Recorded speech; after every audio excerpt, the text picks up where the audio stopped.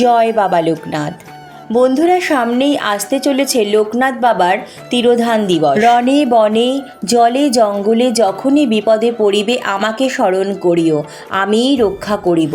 লোকনাথ বাবার এই বাণী স্মরণ করে বহু ভক্তরাই কঠিন থেকে কঠিনতর সমস্যা থেকে মুক্তি পেয়েছে। বন্ধুরা, আমি নিজেও লোকনাথ বাবার পরম ভক্ত। আমি লোকনাথ বাবার নিত্য সেবা করে থাকি। আর যখনই কোনো সমস্যার মধ্যে পড়ি, বাবা লোকনাথকে স্মরণ করি। বাবা লোকনাথের কৃপায় সেই সমস্যার সমাধান খুব দ্রুতই পেয়ে যাই।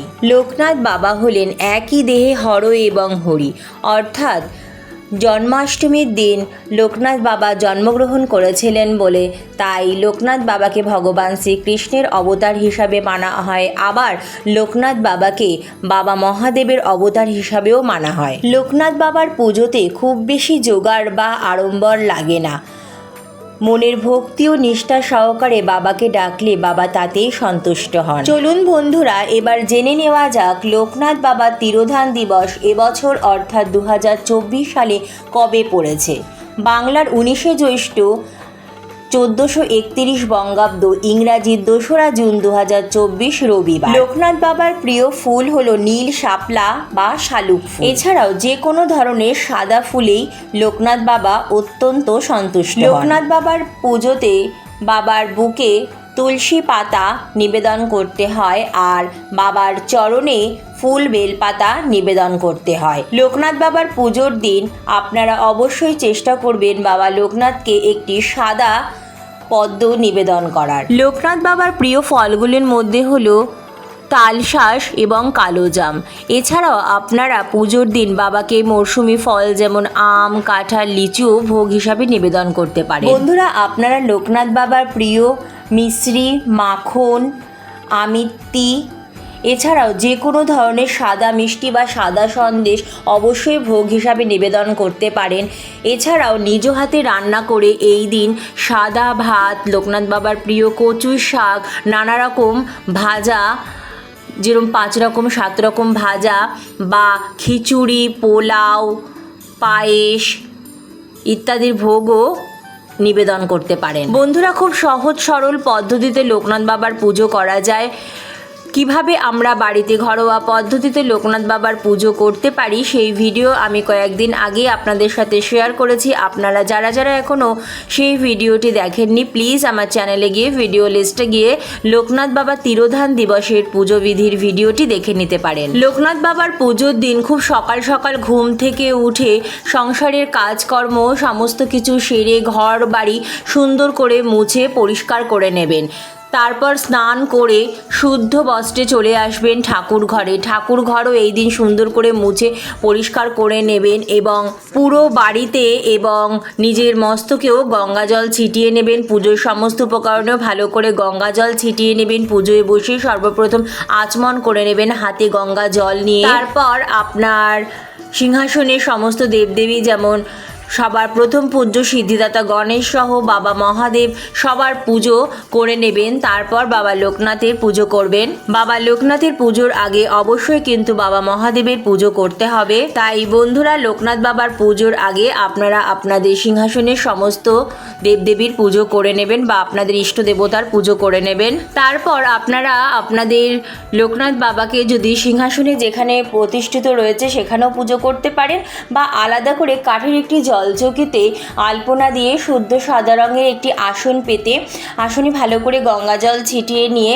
লোকনাথ বাবার বিগ্রহ বা আপনাদের কাছে যদি লোকনাথ বাবার আলেখ্য থাকে সেই আলেখ্যটি আসনে স্থাপন করে নেবে। এরপর আপনাদের কাছে যদি লোকনাথ বাবার পাথরের কিংবা পিতলের বিগ্রহ থাকে এই দিনে অবশ্যই পঞ্চামৃত দিয়ে অভিষেক করাবেন। আর আপনাদের কাছে যদি লোকনাথ বাবার আলেখ্য বা কোনো পটচিত্র থাকে তো এই দিন অবশ্যই পরিষ্কার একটি কাপড়ে গঙ্গা জল, গোলাপ জল, অগুরু নিয়ে আলতো হাতে মুছে বাবাকে অভিষেক করিয়ে নেবেন বা স্নান করিয়ে নেবেন। পুজোয় বসেই সবার প্রথম তেলে প্রদীপ ধূপকাঠি প্রজ্বলন করে নেবেন এবং বাবাকে এই দিন মাটির একটি নতুন ঘিয়ে প্রদীপ নিবেদন করার চেষ্টা করবেন। এরপর বাবাকে কেশর চন্দন কিংবা সাদা চন্দনের তিলক পরাবেন এবং চন্দন সহযোগে ফুলের মালা পরিয়ে বাবাকে সুন্দর করে সাজিয়ে নেবেন। চন্দন সহযোগে তুলসী পাতা বাবার বুকে নিবেদন করবেন এবং চন্দন সহযোগে তুলসী দলও বাবাকে নিবেদন করবেন। চন্দন সহযোগে ফুল বেলপাতা বাবার চরণে নিবেদন করবেন এবং ফুল দিয়ে আসনটি সুন্দর করে সাজিয়ে নেবেন। বাবাকে পৈতে নিবেদন করবেন। বাবাকে নতুন বস্ত্রস্বরূপ সাদা চেলি বা মৌলি সুতো বা আপনারা যদি পারেন, যদি সম্ভব হয় তো বাবাকে সাদা ধুতি বা নতুন বস্ত্র নিবেদন করতে পারেন। এরপর বাবার প্রিয় ভোগ, যেমন আমি বললাম আগে আপনাদের, মাখন, মিশ্রি, কাঁচা দুধ, আমিত্তি, ডাবের জল, নানা রকম ফল, এছাড়াও আপনারা নিজ হাতে রান্না করে সাদা ভাত, 5 রকম কিংবা 7 রকম ভাজা, নানা রকম তরকারি বা খিচুড়ি, লুচি, সুজি, পায়েস, পোলাও ইত্যাদির ভোগও বাবাকে নিবেদন করতে পারেন। এরপর হাতে ফুল বেলপাতা দূর্বা নিয়ে বাবার শ্রীচরণে 3 বার পুষ্পাঞ্জলি দিয়ে নেবেন। তারপর প্রণাম মন্ত্র করে বাবাকে প্রণাম করে নেবেন। তারপর ধূপকাঠি, তেলে প্রদীপ, ঘিয়ে প্রদীপ, পঞ্চপ্রদীপ, ধুনো, জলশঙ্খ, চামর ইত্যাদি সহযোগে বাবার আরতি করে নেবেন। আরতির পর হাতে ফুল নিয়ে বাবার পাঁচালি পরে পুজো সম্পন্ন করবেন। আর এই দিন অবশ্যই বাড়িতে নিরামিষ রান্না করবেন এবং বাড়ির প্রতিটা সদস্য যেন এই দিন নিরামিষ আহার গ্রহণ করে সেদিকেও নজর রাখবেন। পুজো সম্পন্নর পর পুজোয় হয়ে থাকা ভুল ত্রুটির জন্য বাবার কাছে ক্ষমা চেয়ে সকলের মঙ্গল কামনা করে বাবাকে প্রণাম করে নেবেন। সকাল থেকে পুজোর সময় পর্যন্ত অবশ্যই চেষ্টা করবেন নির্জলা উপোস থাকার।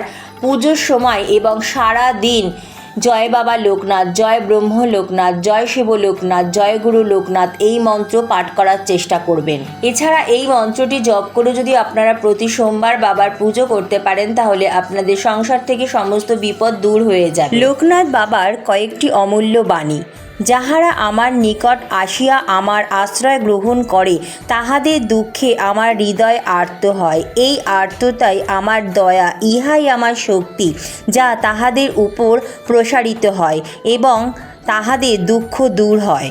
বাবা আরও বলেছেন, ইচ্ছায় হোক অনিচ্ছায় হোক যে সন্তান মায়ের আদেশ পালন করে ভগবান তার মঙ্গল করেন। দিন দরিদ্র অসহায় মানুষের হাতে যখন যা দিবি তা আমিই পাব, আমি গ্রহণ করিব। দরিদ্রতায় ভরা সমাজে দুঃখ দূর করার জন্য সর্বদা চেষ্টা করবি। যা মনে আসে তাই করবি, কিন্তু বিচার করবি।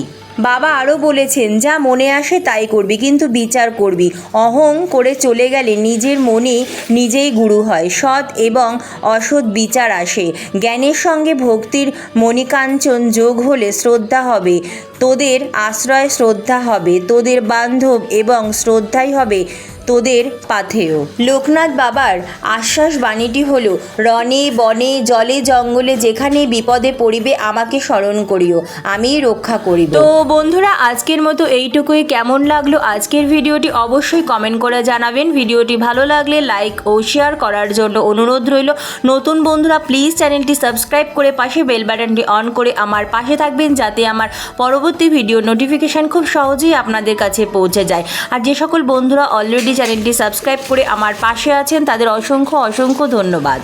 তো বন্ধুরা অনেক অনেক ধন্যবাদ ভিডিওটি দেখার জন্য। জয় বাবা লোকনাথ।